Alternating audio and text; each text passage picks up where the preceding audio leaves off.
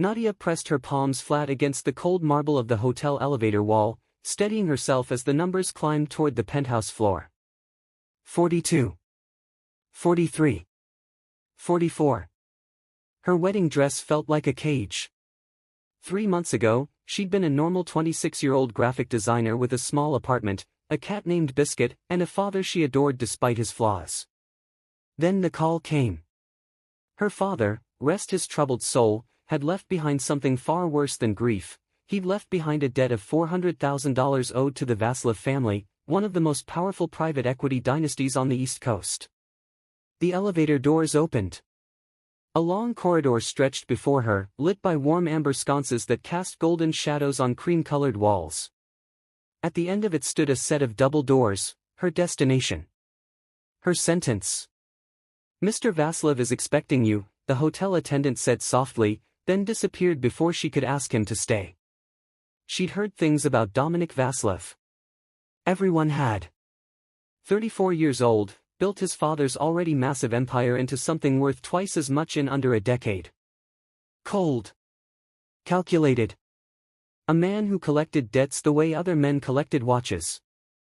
When his lawyers had presented the arrangement, marry him, serve a 2-year contract as his wife for appearances and family obligation purposes, and the debt dies with the marriage, she'd laughed.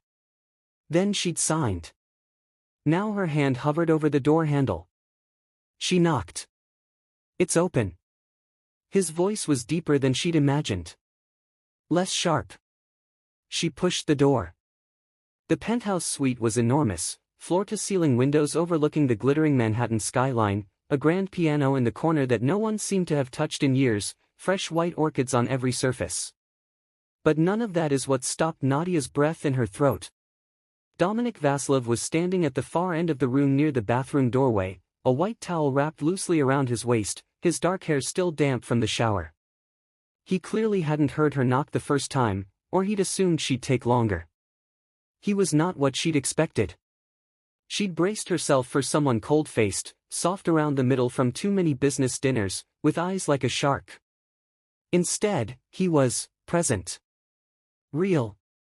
A long scar ran from his left shoulder down toward his ribs, pale against his tan skin. His expression when he saw her wasn't arrogant. It was caught off guard.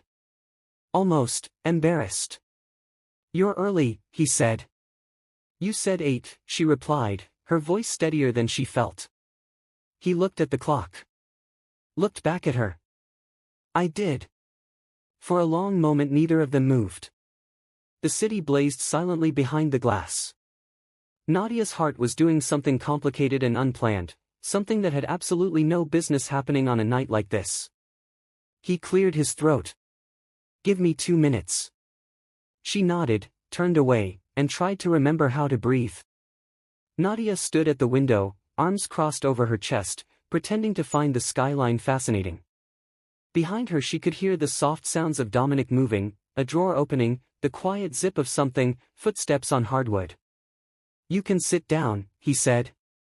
"This isn't an interrogation." "It feels like one." She turned. He'd dressed simply, dark linen trousers, a white shirt he hadn't bothered to fully button at the collar. No tie. No performance.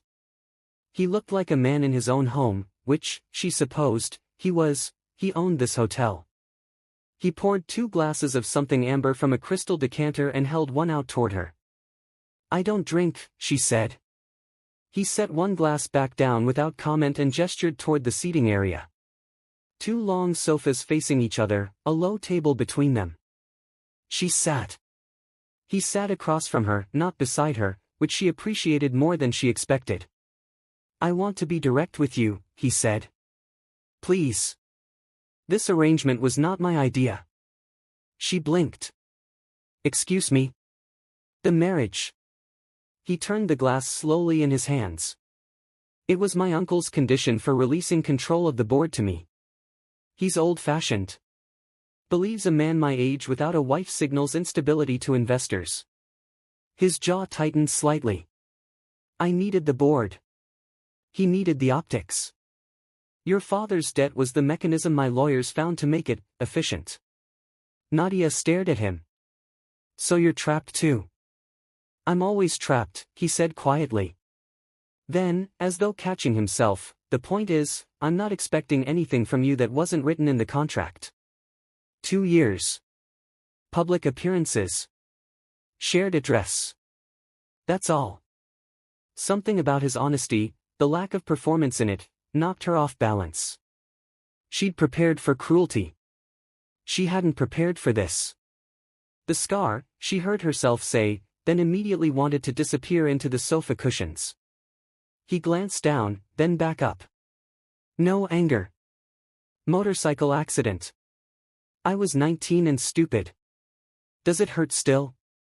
He seemed genuinely surprised by the question. Sometimes. When it rains. The night stretched out differently after that. They didn't become friends exactly, it was too early and too complicated for that word. But they talked. Carefully at first, then less so. She learned that he hated the piano in the corner but kept it because his mother had played. He learned that she designed packaging for small independent food brands and cared about it more than made financial sense. He ordered room service at 10:30, and they ate at the grand dining table in near silence, but it was a comfortable silence, which was the strangest thing of all. Around midnight, he showed her to the second bedroom, her bedroom, he was clear about that. Good night, Nadia, he said at the door. She looked at him in the dim hallway light, this man she'd married out of desperation and duty. The scar. The undone collar button. The way he'd actually listened when she spoke. Good night, Dominic, she said. She closed the door and stood in the dark for a long time, pressing her hand flat against her sternum, confused by what was happening beneath it. 6 weeks into their arrangement, Nadia had developed what she privately called a Dominic problem. It wasn't dramatic. That was the issue. It would have been easier if it were dramatic, if she'd caught feelings in some cinematic rush. Instead it crept in through ordinary things. The way he left her coffee outside her studio door in the mornings without knocking, because he'd noticed she worked better without interruptions before noon. The single text he'd sent after her difficult client call that she hadn't realized he'd overheard through the apartment walls, they don't deserve your work. For what it's worth. Small things. Relentless things. Then the night of the Vasilev Foundation Gala changed everything. It was supposed to be simple, show up, smile, perform the marriage. Instead, midway through cocktail hour, a man materialized at Nadia's elbow. Broad-shouldered, silver-haired, with the particular smile of someone who knew exactly how much space they took up in a room. You must be the new wife, he said. I'm Gregor. Dominic's uncle. She recognized the name instantly. The uncle. The man behind all of this. I am, she said carefully. Gregor leaned in slightly. You seem smart. I'll be honest with you, I don't think this marriage is real. I'm giving it until the quarterly board meeting. If I'm not convinced, the deal restructures. He smiled pleasantly. Enjoy the shrimp. He moved away. Nadia found Dominic by the bar 3 minutes later and told him everything, keeping her voice low and even. His expression shifted, not panic, but something colder and more controlled. How close did he get to you? Close enough. Why? He does that to see how people react. Tests for weakness. Dominic looked across the room toward his uncle. If he suspects the marriage isn't genuine, he'll use it to delay the board transfer another year. That's another year of him having veto power over every major company decision. So what do we do? He looked at her then, really looked at her, in a way that made the noise of the gala recede slightly. We convince him. That night, for the first time, Dominic held her hand in public. It was a deliberate thing, a strategic thing, fingers laced through hers as they moved through the room, his thumb tracing small unconscious circles against her knuckles that she was almost certain he wasn't aware he was doing. Almost certain. When they got home that night, the apartment felt different. Smaller. The space between them more deliberate. You were good tonight, he said, loosening his tie. I was terrified, she admitted. I know. You didn't show it. He paused. That's not a small thing, Nadia. She looked at him across the hallway. His shirt was slightly rumpled, his hair less perfect than it had been that morning. He looked tired in a way she recognized, not physically, but in the way that people get tired of holding themselves together. "Are you okay?" she asked. He looked genuinely startled. Like no one had asked him that in a very long time. "No," he said, after a moment. "Not particularly." She didn't push. She simply nodded and said, "Okay." But she didn't go to her room right away.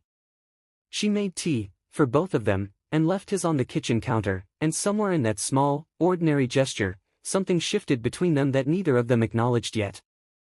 It started with rain.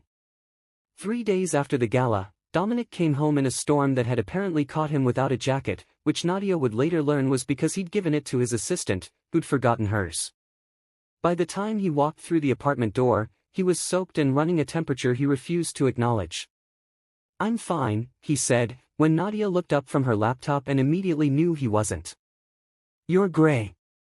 "I'm tired." "Dominic. Sit down." He sat. She pressed her palm to his forehead before she thought about it, the kind of automatic gesture you make with someone you've known long enough to touch without thinking. They both stilled at the contact. "You have a fever," she said. "It'll pass." It did not pass. By evening he was in bed with his temperature at 102, stubbornly trying to respond to emails on his phone while Nadia stood in his doorway with soup she'd made from memory the way her mother used to, the smell of it filling the apartment like something warm and old and safe.